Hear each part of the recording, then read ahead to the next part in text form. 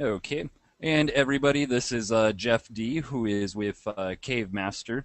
Would you be able to fill in our audience in regards to what work you've done with Cavemaster, any work you've done previously?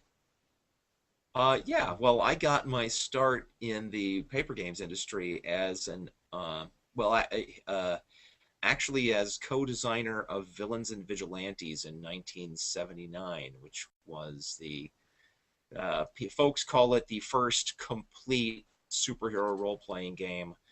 Is actually predated by a game called Superhero 2044, which didn't actually include any rules for how powers worked. Um, and then I went into the into TSR as a staff artist, and I can show off if I of my video.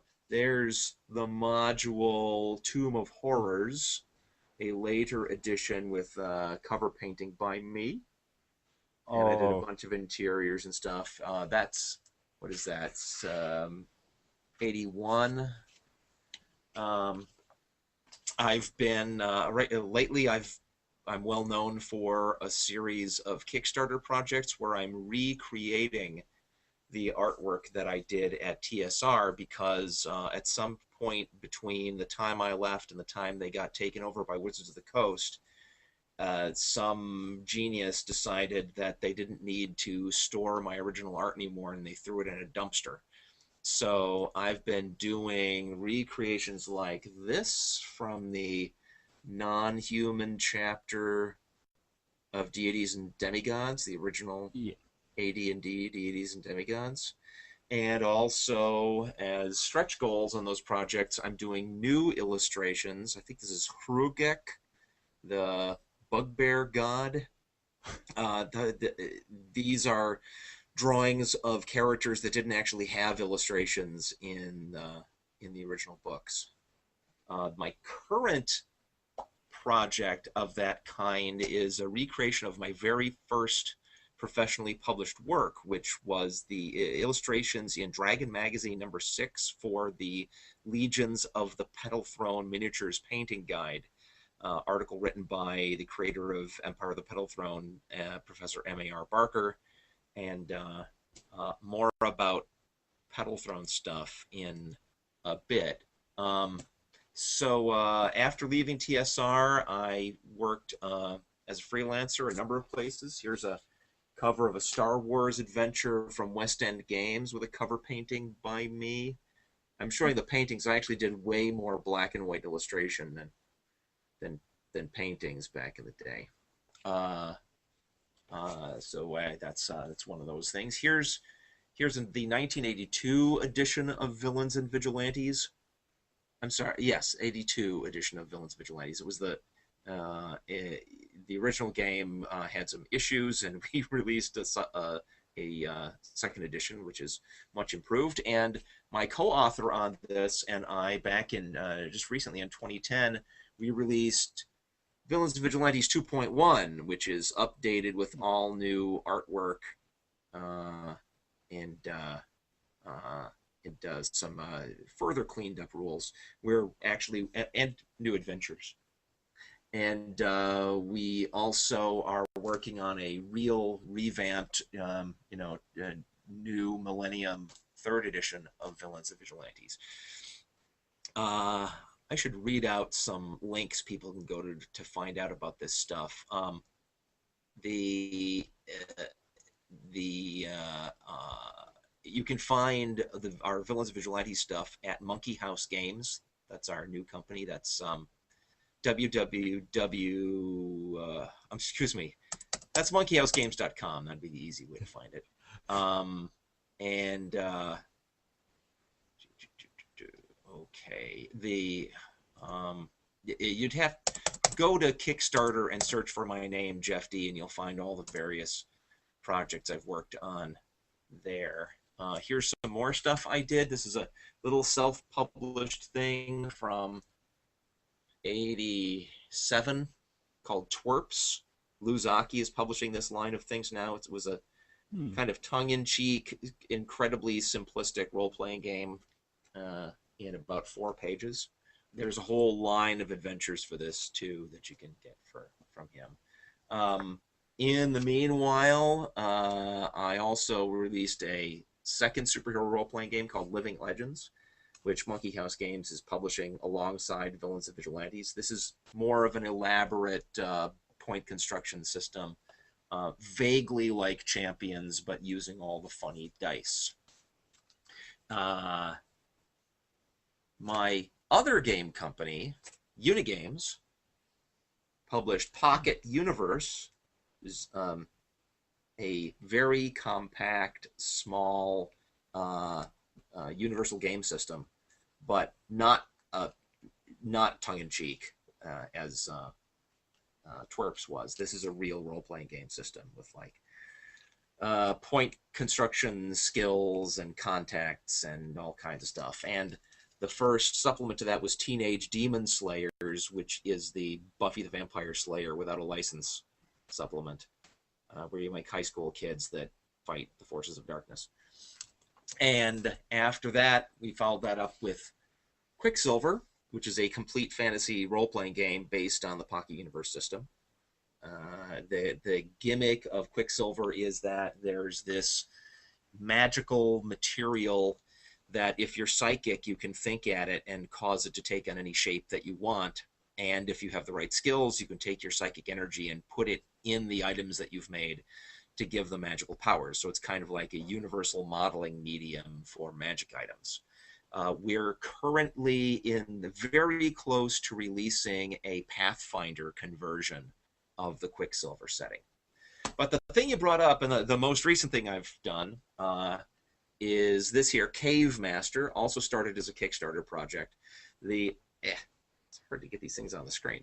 It is the role-playing game that cavemen played, is the gimmick. It does not use dice. It uses handfuls of rocks. And the character sheet is literally, I think I can show you the character sheet from in here. No, I can't. The character sheet is literally, there we go.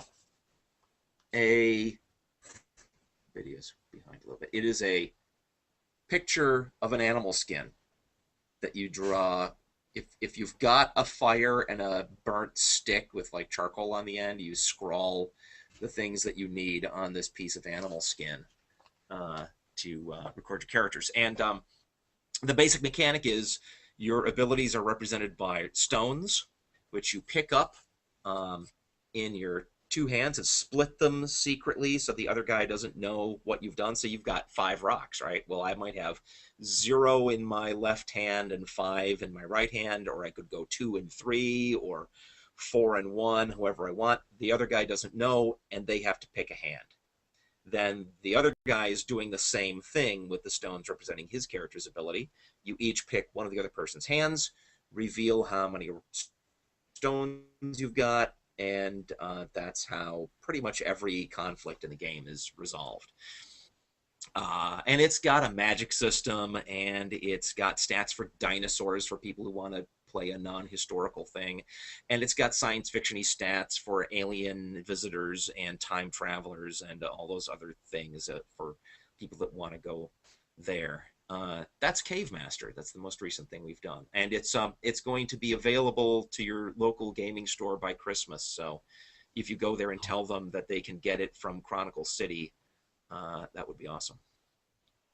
That is awesome. I do have to say, I'm very interested in that one. Just listening to that mechanic. I am And running an event tomorrow morning, right here on okay. on AetherCon. And what time's that going to be at? My notes say 10 a.m. Eastern. Yeah, Okay. that's All right. So everybody, that is going to be 10 a.m. Eastern for Jeff Dee's game. Unfortunately, I table won't be able to 15. make it, Oh, darn. but Table 15, folks. definitely. So I do recommend that one. So as far as waiting for questions, let's see. Everybody's asking about the rock system here. It looks All like right, on fine. the chat forum, Start them coming. and that is something that I find peculiar too. What actually caused you to come up with that kind of Um, system? I had been thinking of not exactly along these lines, but just thinking in general of how sad it was on the one hand that role-playing games are still not entirely mainstream. And I happen to have run a Villains and Vigilantes session for my regular group where demons were invading from a parallel dimension, and they'd fought back and forth for control of this battleground dimension between ours and theirs. And finally, the head demon proposes a final contest for the fate of the Earth. And he picked a thing that he thought would be fair to Earth humans, and it was baseball. We actually played out an inning of baseball with superheroes versus demons, and I thought, wow, my dad, who totally did not understand the spaceships and wizards and dragons and Medusas and stuff, right? He would totally have enjoyed playing superpowered baseball. He would have completely understood that. So that was one thing I was thinking was other audiences for role playing games. But on the other hand, I've been bothered by the direction the industry has taken lately, where games are coming out in giant $100 bricks full of hardbound books with special dice and special tokens and special sets of cards and all these unique components you have to have. And I'm thinking that is not the way to draw new people into the hobby, right? The right game to bring in new people will be something that is appealing to a wide audience and does not have a real high entry cost, either in terms of complex mechanics or components. And somehow out of that, it occurred to me to wonder, what if we go back to the beginning? What kind of role-playing games could cavemen have played, right? They don't have dice. Components are not an issue because they just don't have any. And the rules can't be complicated because they'd have to be passed on verbally from like one tribe's cave master to his apprentice. And that is where Cavemaster came from. I picked up a handful of rocks and thought, well, what can I do with these? And that's where it came from. We kicked the idea around a little bit, my partner and I, and decided that it was worth it. Agonized over the caveman setting for a while because it's not immediately obvious to a lot of people why that would be a cool place to role play. But she put a lot of work into the background stuff, and we convinced ourselves that we really had something, so we launched it on Kickstarter, and it was a success. Now let's have some questions.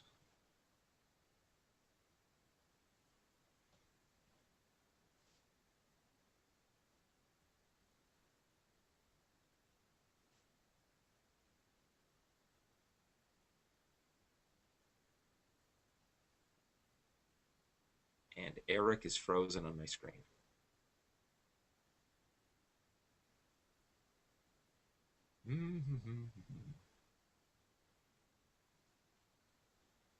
So I guess while I'm waiting for the video to catch up, um, uh, there's a Cavemaster group on Facebook.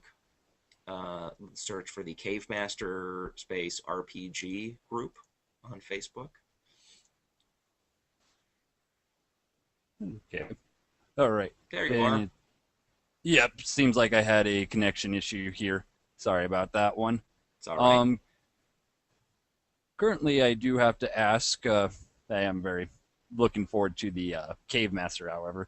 Um, One thing I do have to ask is just to get it out of the way. What did you think about your experiences at TSR as far as working on demons and demigods and the earlier modules there? Do you have any interesting stories from that time, possibly? It Or was a lot of fun. There were great people there, uh, but there developed a difference of opinion between a number of the creative people and upper management.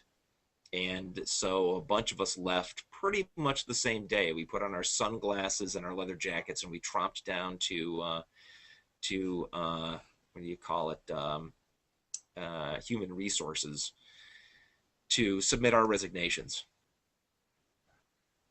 I don't even remember what was the huge deal. I mean, there's just been sort of a growing dissatisfaction, and management was aware of the dissatisfaction. And what they did was they sent around these survey forms. They were basically job applications to everybody who was already an employee, where you were supposed to say what it was what your skills were, and what you wanted to work on. And they swore up and down nobody was going to be fired on the basis of their responses to these things, but some people were fired. And that was the thing that caused me and Paul Ritchie and Errol Otis and I think Evan Robinson to tromp down and quit on that day, which was Oh, sad. I mean, I can't say that overall it was a bad experience, but it was time to move on. indeed. And thinking about that, uh, as far as the WotC issue went, how did that, what happened exactly in that circumstance? I still find it hard that they lost your art Oh completely well, with the it wasn't transfer. it wasn't WotC's fault. What happened was WotC acquired TSR, and then they announced that, hey, over here at WotC, our policy is that original art gets returned to the artists. Hmm. And they were aware that TSR had these great big cabinets full of original artwork, so they were really nice about it. They contacted all the artists and they said, send us your contact information, your mailing address and stuff, and we'll ship you a giant wad of your old artwork, which was awesome. So I sent them my information, and then I waited and I waited and I waited, and nothing happened. I got back to them and they said, we're sorry, but apparently at some point before we took over, TSR threw out your stuff. I don't Oh. have I don't have the names of the individuals responsible, and I'm not so vindictive that I would spread that even if I did. But apparently, at some point, it was decided that they needed room in those filing cabinets for stuff other than my originals, and not just me. There's other artists whose stuff got destroyed, and I hear rumors of a certain amount of dumpster diving that took place. Some of the originals were saved. I know that my painting from the back cover of Q1, I think it was saved because I've seen a photo of it that was posted showing it hanging framed on somebody's wall somewhere. And that's fine. I'm glad that some of that stuff got saved. On my Kickstarter projects, though, I really have no idea apart from rare instances like that, I have no idea what still exists. Everything that I've heard is that very little of it does. So I'm just going ahead and recreating everything. And I went ahead and recreated that painting, even though I know that one's still around. Hmm. Okay, very good there. And speaking of that, you did bring up the Kickstarter. I Yeah. do believe you also have a Deviant art. Is that correct? Because I Yes, have seen. I have a DeviantArt page, and all the stuff that I do in my Kickstarter projects goes up there. Also, a lot of contract work that I do goes up there, and a lot of old art that I have lying around from ages past goes up there. That's jeffd.deviantart.com. Okay, excellent, excellent. And checking our questions here.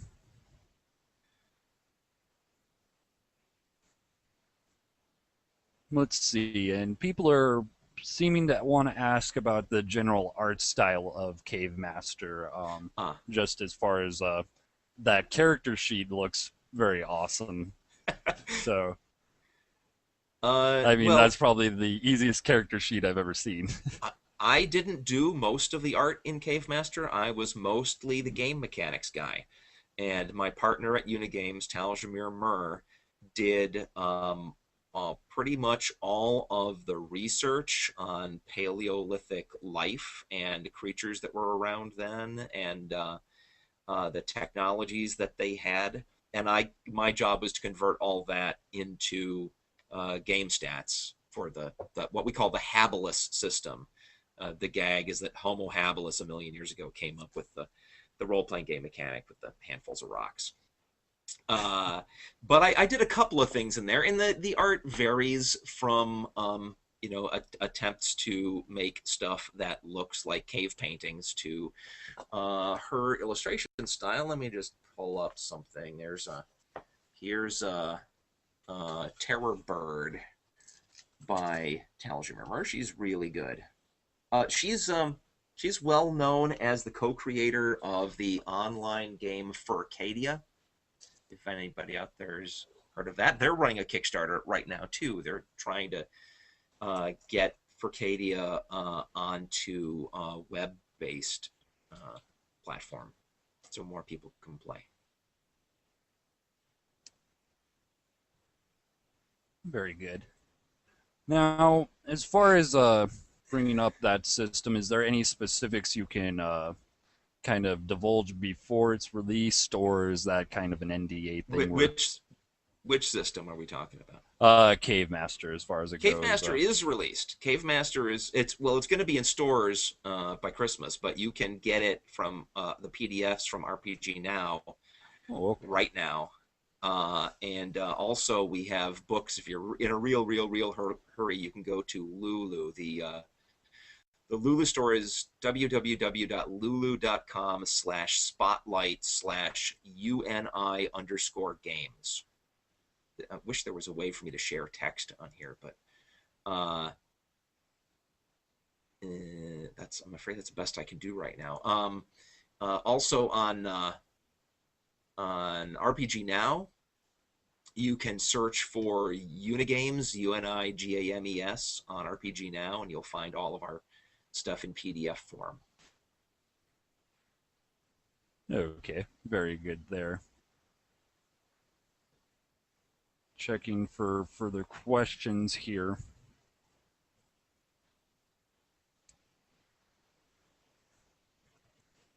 Let's see, and we have a general question about what was the main influence, perhaps in your early days, any specific novels or stories or just general influences for your artist style and perhaps later on game mechanics?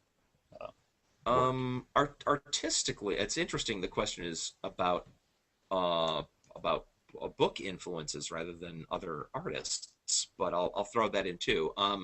Huge fan of Michael Moorcock. I discovered Elric novels in the 50-cent rack at my local library, and also read the Oz series by L. Frank Baum. A lot of people are not aware there's actually like 14 books about the Land of Oz, not just the first one that had a movie made out of it. And those are kind of awesome. Huge fan of Edgar Rice Burroughs, John Carter of Mars. Carson of Venus was pretty much my introduction to science fiction / fantasy literature. That was great stuff. When I was a kid, my parents took us on a vacation to our grandparents' house, and just before we went, while I was up there, I broke my left wrist, and my mom, realizing that I wasn't going to be able to run and jump and play and swim and do all the other things kids could do, took me down to the local like Walgreens corner store to buy me some stuff to read. And I picked up Carson of Venus because it looked neat. It had a picture of like a sea dinosaur thing coming out of the water and menacing this guy in a spaceship, and also an issue of Batman, the Batman comic, which happened to be this famous Denny O'Neil, Neil Adams issue with Batman versus Ra's al Ghul. That was just the coolest thing I'd ever seen, and that really, I think, set me on my way. As far as artistic influences, probably the first one that I'll claim that really made a difference to my style was John Byrne and Terry Austin from X-Men back in the day. Not that my stuff has a lot in common. I mean, some of the stuff in Deities and Demigods in particular kind of has sort of that influence, but my style has wandered around a lot over the years. Um, I went through a Frank Miller phase. Again, not claiming that my stuff really looked like him, but where I could feel that I was being influenced. And more recently, the Hellboy guy. You know who I mean. Uh, yeah. Uh, I'm trying to remember that guy's name now too. I can off the top of my head Oh, here. I'm gonna stab myself in the head for not knowing that because I absolutely should. Mike Mignola. There. Glad I blurted it out before somebody in the audience did. Yeah. Okay. And it does look like I do have the immediate follow-up question of any music that you'd listen to while perhaps working on art, or any music you'd be listening to while working on Yeah, writing. big new wave fan. Devo, Gary Newman, um, Talking Heads, that kind of stuff. Hugely into that. And the other kind of weird, quirky thing that I like is big band music. Hmm. So, like, Okay. huh? Or go ahead. Go ahead. Oh, uh, so like Benny Goodman and stuff like that. Uh, I say that I really like it, but I don't listen to it all the time. It's just the thing of in my musical tastes that stands out as unusual, so I usually mention But I do have to say I'm liking your style though with the new wave, so it. I wouldn't be able to live without it. So, I like um, my music to have a little bit of an edge to it. Elvis Costello, great example. Big Elvis there we Costello go. fan.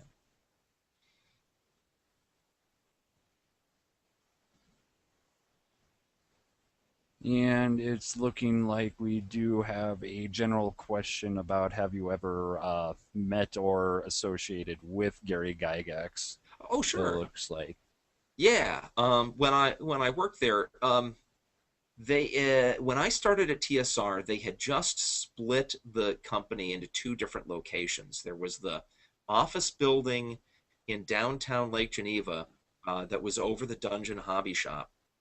That's where all the creative people were. That's they had the writers, the artists, all that, all the print production stuff. And then there was a warehouse just outside of town where they did their manufacturing and boxing and shipping and all the business end of things. And sad to say, because I don't think he belonged there, Gary was out in the business end of things. But there was one point in particular I remember when some miniatures company that had the D&D license had just lost it, and they were famous for the pig-faced orcs. If you recall, orcs have gone through a number of different looks over the years, and the pig-snouted orcs, I think invented by Dave Sutherland, were the kinds of orcs that they were selling. And in their wisdom, management decided that they wanted to license a new company to make new miniatures, and one of the things they wanted to do was change the looks of things, of at least of the most common things, and orcs were ubiquitous. So the order came down to the art department that we were to come up with a new look for orcs, and I did some sketches, and I dragged him over to Gary's office in the other building for him to review, and mine lasted for, I don't know, maybe a year.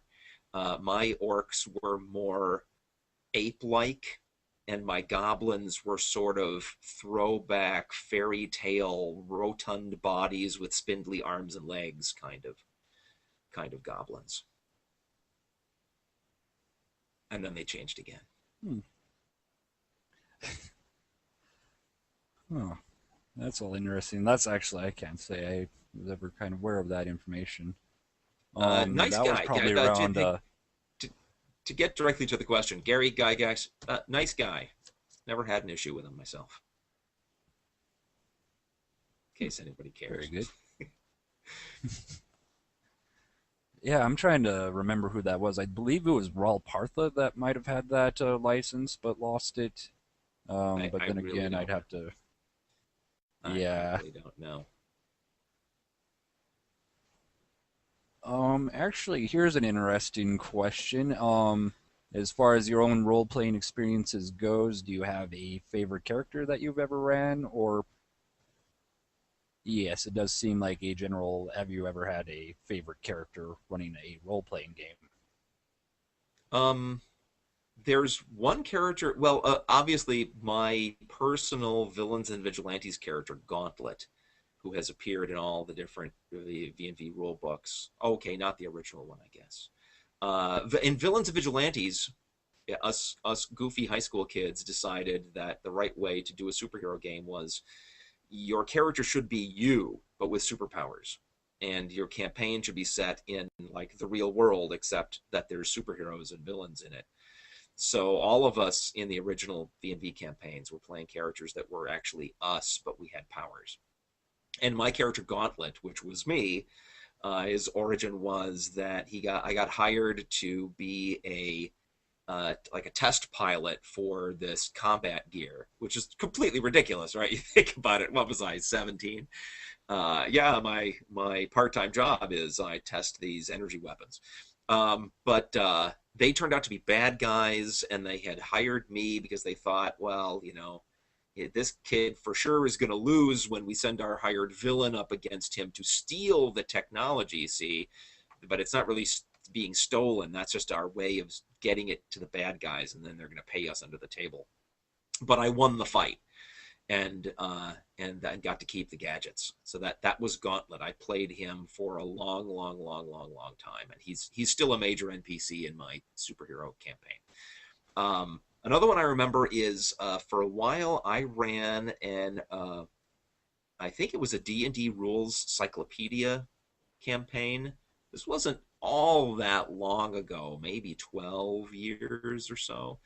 Um, Amazing how that's not a lot of time these days. But anyway, I introduced a villain called Tattercloak, who was a half orc assassin that went after my player characters, and I just liked the concept a lot, so I've used the Tattercloak character both as a hero and as a villain and as a hero in various games. I've done superhero versions of him. I've done pirate versions of him. I've done female versions of him.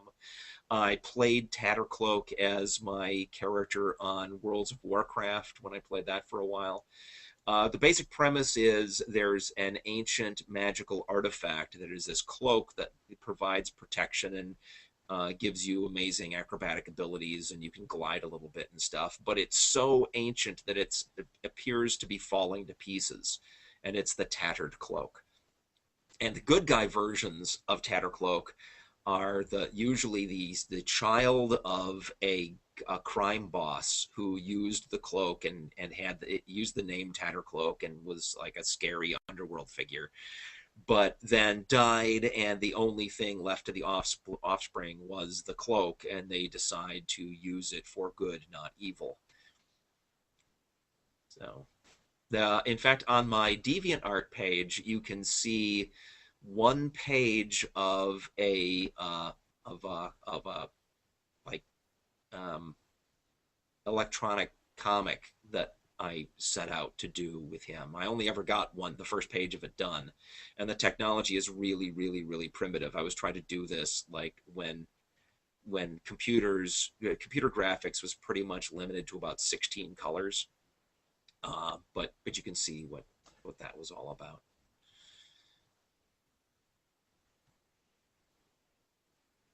I'm Okay. taking a That, long that time was to answer these interesting. questions. I hope that's all right. Oh no, that is perfectly fine.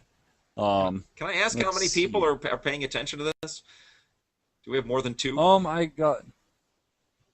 It looks like we have at least three. I have several more. It's kind of people jumping in, jumping out Uh, of various games, catching this. yeah. One thing Hi, is that all of everybody. these are being. Yep, indeed. Everybody's going to be able to catch these later as well. Uh-huh. via YouTube as well, and we'll be posting those links for later broadcasts as well. Alrighty, Um, that sounds cool. Indeed. Next question I do have here seems to be, uh, okay, here we go. People are wondering what your favorite work that you've done has been in the past. Was there any that kind of stood out above the other works you were proud of the most? Um, um, I really liked my work on V&V 2.1, my re-illustration of that entire book. That was a lot of fun. I actually, the rule that I decided to operate under when doing the illustrations was I literally made one new illustration of the same size as each of the original revised V&V illustrations, but completely different subject matter and different characters. And also, we've made a big effort this time around to use our established universe characters. In the olden days, we've always looked at V&V as kind of a universal superhero game system. And while we had a world setting and we'd tell people about it, it there wasn't a focus on that, and we're getting more serious about our setting now. So you'll see major villains from our campaigns that you've maybe never even heard of before, fighting our big heroes. I like that a lot. I don't know. Usually it's whatever I've done most recently that didn't suck is my favorite stuff. Oh, yeah. Okay. Next question I do have is actually relating to superheroes and vigilantes. Uh-huh. They do mention basically any work in there that you had particularly enjoyed as well, relating specifically to superheroes and vigilantes.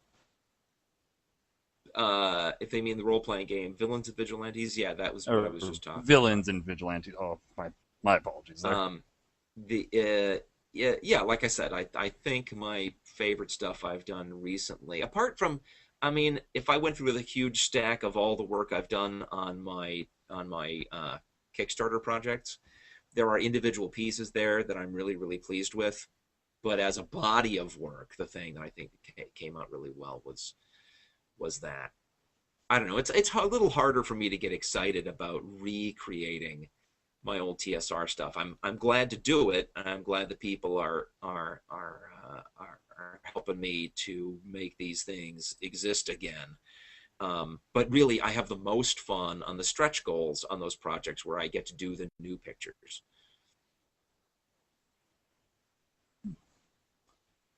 Okay. Next question I do have here is in regards to, okay, um, as far as the Cavemaster game. Yeah. Um, that is a weird question. Uh, we'll skip that one. My apologies here. Seven. I couldn't even really make that. Okay. It was kind of a gibberish. So blah blah blah. Cavemaster, and it was like, hmm. Well, to keep things going here, so we do currently have Cavemaster, which is out and does have several PDF publications, and books will And, be out by and Christmas time. yes, and my current Kickstarter project is I'm recreating the uh, six or so illustrations that I did for Professor Barker's Legions of the Petal Throne painting guide in Dragon Magazine #6. I am a huge fan of the Empire of the Petal Throne game, which was like this Cadillac of role-playing games that TSR published right after Dungeons and Dragons. Came in a big boxed set with this spiral-bound white rulebook, illustrated by Professor Barker, who's he just passed away earlier this year, but he was a professor of. I always get this not quite right. I think the correct term is a professor of South Asian Studies. at the University of Minnesota, and he had been creating his own fantasy setting since he was a kid of about 15, and his parents bought him a book on Egyptian hieroglyphics. Um, so it's a the Empire of the Petal Throne setting, also known as Tecomel, because that's the name of the world in the language of the main empire. Is sort of a science fantasy setting. The premise is that you're on an alien planet. It's tens of thousands of years since humans came in their giant spaceships and terraformed the place against the wishes of the native inhabitants, and colonized it. And then there was a gigantic disaster that dropped the entire solar system into a pocket dimension, cutting it off from the rest of human space. And the planet itself does not have the proper resources to support advanced technology, so they sank to barbarism. But on the plus side, the physics of the pocket universe in which Tecomel finds itself allow magic. And it's tens of thousands of years since that disaster. So even the idea that you came from another planet and that there was technology and stuff is kind of an ancient legends that people barely remember. And the non-humans that you can play in that are not elves, dwarves, and hobbits. They're the other alien races that were part of the space empire that colonized this place. And so they're way more interesting and different and stuff. And the culture is not medieval fantasy; it's more like Babylonian / Aztec fantasy. The gods are these extra-dimensional entities that now can show up and screw with people. It's just it's awesome, and I've loved this since the olden days when I was still a kid in high school and my brother went away to college, taking all the D&D stuff with him and leaving only Empire of the Petal Throne.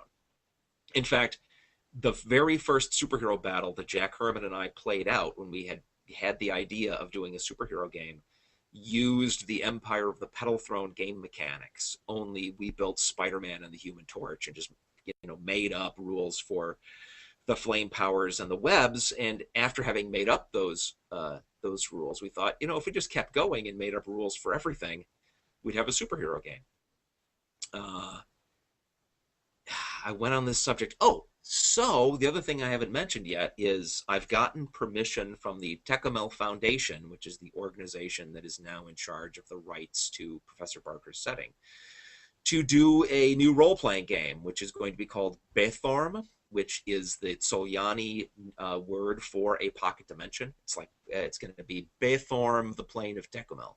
And it's got a website, bethorm.com, where we'll be talking all about this. We're still got like one tiny little round of negotiations on the contract with the Tecomel Foundation. And in the meanwhile, this Tecomel artwork that I'm doing in my Kickstarter project is going to grace the pages of the Bethorm rulebook as illustrations when that comes out. So I'm very, very excited about that. It's another thing from my early days in gaming that I get to revisit, which is awesome. I see. And that was actually what I was just about to ask there Yeah. in regards to any kind of things down the pipeline. So that's awesome. There's also a third edition of Villains and Vigilantes in the works. 2.1 that came out in 2010 was just like a cleanup of the old game and making it widely available again. But we're working on 3.0. Okay. Sounds good there. Next question I do have is actually an interesting one. Do you have a active interest in anthropology, as far as going along with the Cavemaster theme? Was there extensive research done in that field, or how truthful were you going for a accurate feel? This was Talajimir's call, and her decision was, and I fully support this, I think it was the right one, was that since the information about the people and their lives back in those days are prehistoric, we don't have a lot of extensive records, we've just got archaeological reconstructions. So we gave ourselves the freedom to deviate from actual history, by not precisely having Cro-Magnons and Neanderthals. And we made up a couple of other. We have, instead of Cro-Magnons, we have the Yorwa, who are essentially modern humans, but living in that period, and the Rogak, who are kind of like Neanderthals, and then two made-up races: the Mahichi, who still have their fur and tails and live in trees, and also the Tanui, who are kind of a Tuatha De Danann precursor elf caveman kind of guys that live along the shore and have slightly pointy ears and a completely different culture. Uh, so so we deviated in that regard just because we knew if we tried to be absolutely accurate historically, in every year new discoveries are going to come out that are going to make us more and more wrong. So this way we've covered our asses. On the other hand, she put a huge amount of effort into researching the technologies that were available that we knew that they were using at those times, and we put that all in the game. And like I said, we have covered all the creatures that actually existed during that time, but also threw in the dinosaurs for people who want that, or the time travelers for people who want that, and the alien visitors for people that want that, and the spirit magic for people who want that. Me, when I run Cavemaster, it's the kitchen sink, right? I mean, everything is there. Nothing to me is more fun than a bunch of cavemen trying to pilot their captured alien spacecraft and destroy a herd of tyrannosaurs. That's how I like to play it. But anybody that wants to play a more realistic game will not have any trouble. Oh, very excellent there. Actually, that sounds like something I'd like to do too here. Well, it doesn't start that way. I mean, the premise of the game is actually, you're supposed to be inventing anything that's going to be advanced technology that you come up with, right? But and so there's a complete rule set in there for, oh, I've come up with this idea of a new thing we can do. Well, all right, you do your test of stones. What's your character's skills that are relevant, and all that, and are you successful, and how much time does it take, and how many of these things can you actually make? So, but according to that system, you should eventually be winding up with, rubber band powered shot throwers and ornithopters made from animal skins and stuff. But the science fiction, the elements are in there too for those people that want to go there.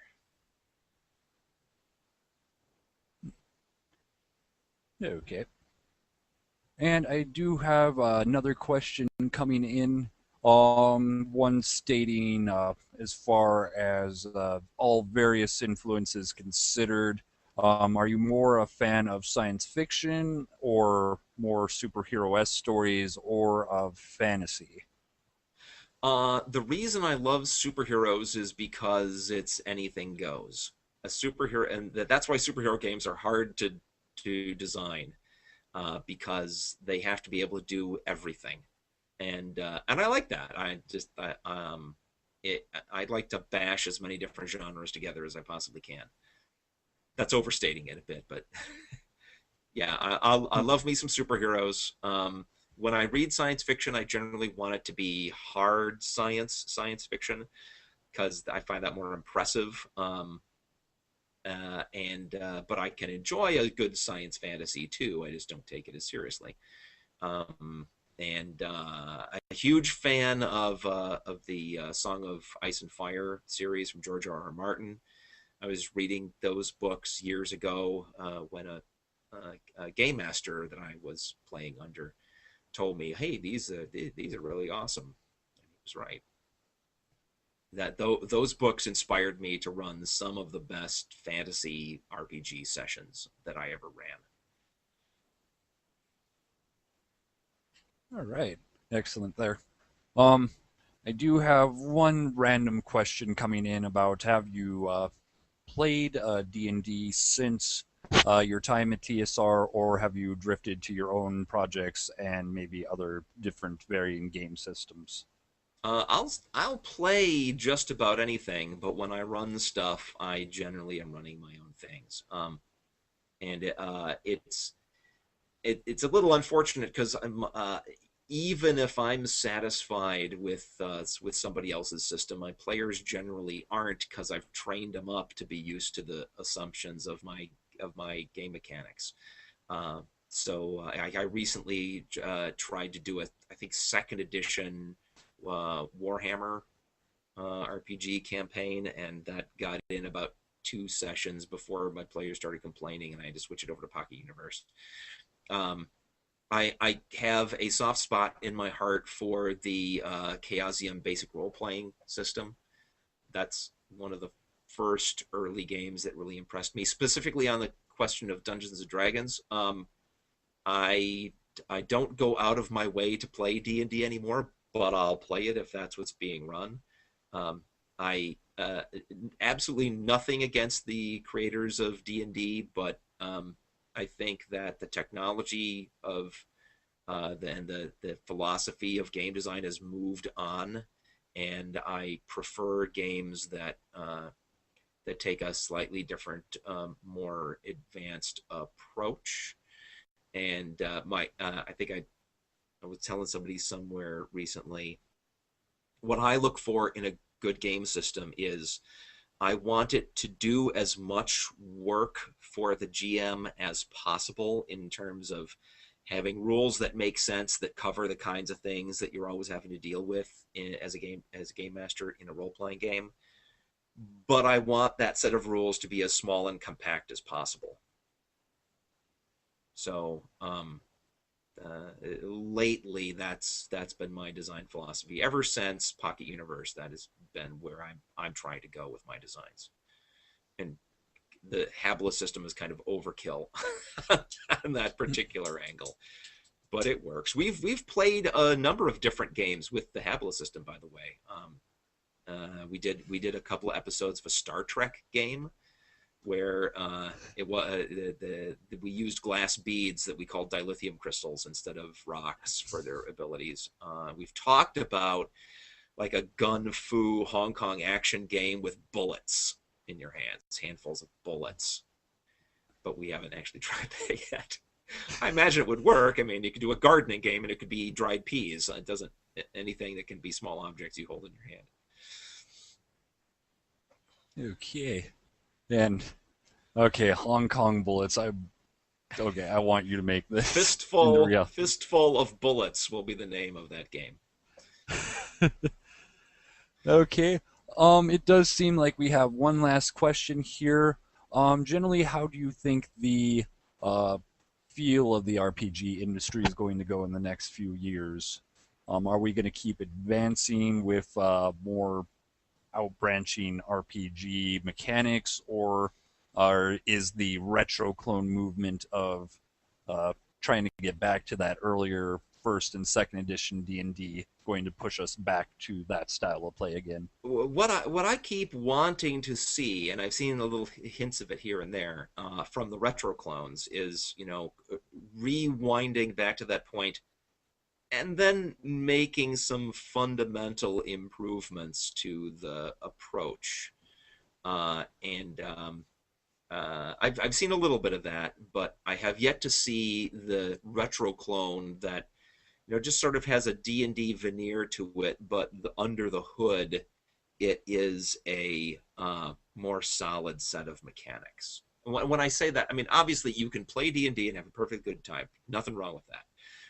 But as a designer, right, and as a game mechanics geek, I am looking for better tuned, faster, slicker, better engineered mechanics than you get by just turning back the clock to D&D.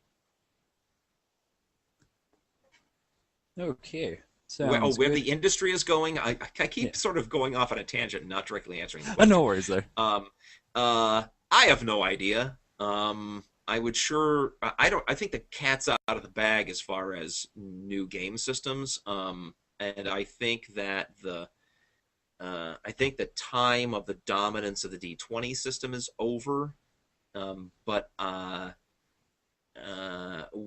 exactly how things are going to go from there. I think we're going to continue to balkanize, and there's going to be more and more and more different systems. And I hope that eventually, out of that, something rises to the top in place of D20 that is just um, a, a cleaner, easier to learn, easier to run set of rules that will make it easier for people to come into the hobby. That's my big concern.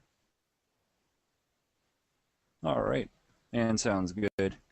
Currently, it does appear that we are out of time, so I would like to thank you for coming and being a part of our AetherCon this year, and It's been definitely, fun. Thanks for having me, and thanks definitely, everybody who stuck it out, and even people that stepped through for a moment to hear me rant. indeed. And as always, this conversation will be posted up for later broadcast via our main webpage, AetherCon.com, and we will continue streaming throughout the day. So hopefully, we might have this conversation up by then. Cool. And And if you're on Facebook, friend me on Facebook, everybody. will do. I think that might be my next course of action here. All right. Well, thank you, Jeff. It was a good time. Thanks. I enjoyed it. All right.